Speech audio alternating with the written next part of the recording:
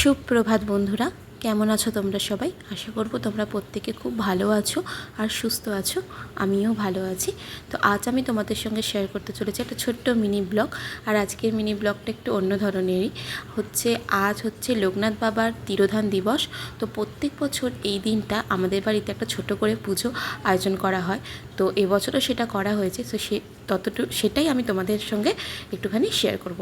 তো দেখো, সকালবেলায় সবার প্রথমে মা ফল প্রসাদ কেটে ঠাকুরকে ভোগ দিয়ে দিয়েছে, মানে সকালের প্রসাদটা দিয়ে দিয়েছে। তো তারপর বেলাতে আমাদের লোকনাথ বাবার জন্য এখানে ভোগ প্রসাদ হবে, মানে অন্ন প্রসাদ যে ভোগটা হবে।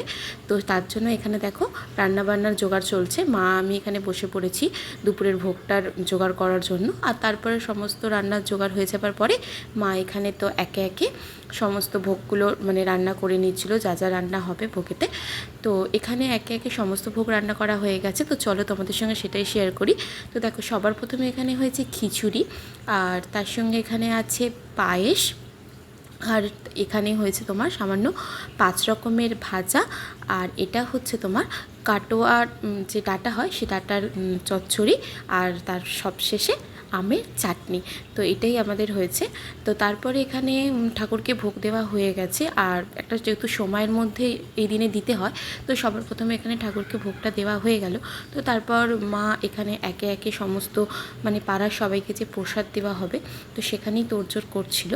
তো দেখো, এখানে সব মা সমস্ত তোড়জোড় করে নিয়েছে। একে একে আমাদের পাড়ার সকলকে প্রসাদ দেওয়া হবে এবং আমাদের বাড়ির সকলকে প্রসাদ দেওয়া হবে তার জন্য। তো চলো, আজ এতটুকুই। দেখা হবে তোমাদের সঙ্গে আবার একটা মিনি ব্লগে। তো ভিডিওটা কেমন লাগলো কমেন্টে জানিও। টাটা।